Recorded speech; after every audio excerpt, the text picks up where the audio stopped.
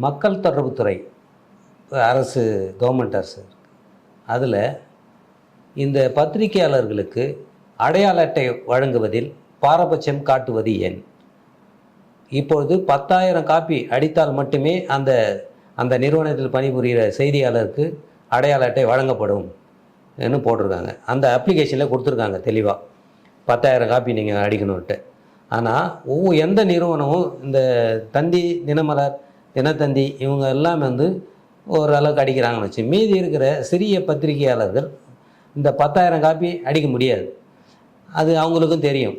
ஆனால் அப்படி இருக்கும்பொழுது நீங்கள் ஒவ்வொரு பத்திரிகையாளர் தனித்தனியாக கூப்பிட்டு நீங்கள் இப்போ ஒரு லெட்டர் வாங்கியிருக்காங்க, நீங்கள் எழுதி கொடுங்க, அடுத்த வருஷம் நான் 10,000 காப்பி அடிக்கிறேன்ட்டு.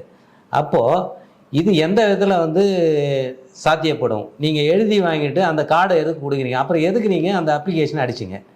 இது பத்திரிகையாளர் மத்தியில் பெரும் பரபரப்பாக பேசப்பட்டு வருகிறது. இது அரசுக்கு இந்த வரும் தேர்தலிலே இது பாடமாக அமையும்ன்றது எல்லா பத்திரிகையாளரும் பேசிகிட்டு இருக்காங்க. இதை பற்றி நீங்கள் என்ன நினைக்கிறீங்க? செய்தி மக்கள் துறை மாதிரி ஒரு பெரிய ஊழல் முக்கிய துறை எதுவுமே கிடையாது.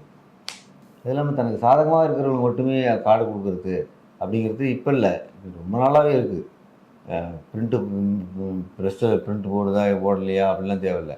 ஆரணி வாங்கி வச்சுருந்தாலே அவர் தெரிஞ்சவர் வந்தால் அவருக்கு கார்டு கொடுத்துடணும். இன்னும் நிறைய ஊர்களில், மாவட்டங்களில் பார்த்தீங்கன்னா டெம்பரரி ஃபோட்டோகிராஃபர் கூட ப்ரெஸ் ரிப்போர்ட்டர்னு சொல்லி கார்டு கொடுப்பாங்க. யாரோ அவங்களுக்கு கையால் இருக்கிறாங்கன்றதுனால டெம்பரரி ஸ்டாஃபுக்கு யாராவது ஒருத்தருக்கு பஸ் கொடுப்பாங்க. இப்படியான தொடர்ந்து நடக்குது. இதெல்லாம் கட்டுப்படுத்த வேண்டிய துறை செய்தி மக்கள் துறை தான். புதுசாக வாரியம் துவங்கியிருக்கான் அப்படின்னு சொல்கிறாங்க. அந்த வாரியத்தால் எந்த பலனும் கிடையாது. ஒரு சாதாரணமாக அந்த வாரியத்தில் ஒரு பத்திரிகையாளர் உயிரிழப்பு ஏற்பட்டால் 50,000 தான் கொடுக்குறாங்க. கள்ளக்குறிச்சி பகுதியில் சாராயங்குறிச்சி சேர்ந்த பொண்ணுக்கு 10 லட்ச ரூபா வரைக்கும் கொடுத்தாங்க. அப்போ ஒரு பத்திரிகையாளருக்கு 50,000 தான் மதிப்பு அப்படின்னு சொல்லி அரசாங்கம் முடிவெடுத்துருக்கு. அதை பற்றி யாரும் பெருசாக பேசிக்கலை. பேச வேண்டிய அவசியம் இருக்குது, பேசிக்கணும். பத்திரிகையாளர்கள் படிப்பு செலவுக்கான பணத்தை எதுவும், குழந்தைகளை படிப்பு செலவுக்கான பணத்தை எதுவும் கொடுக்குறதில்ல வாரியம். அப்படி கொடுக்கணும்னா அதுக்கு பெரிய கட்டுப்பாடு வச்சுருக்கான். அந்த கட்டுப்பாடெலாம் மீறி வர முடியல. இன்னும் சொல்லப்போனால் ஏரியா ரிப்போர்ட்டருங்க ஒரு பெரிய நிறுவனத்தில் வேலை செய்கிறவங்க கடிதம் கொடுக்க மாட்டான். அவனை வாரியத்தில் சேர முடியல. ஓய்வு பெற்ற பென்ஷன் வாங்க முடியல, கடிதம் தர மாட்டான்.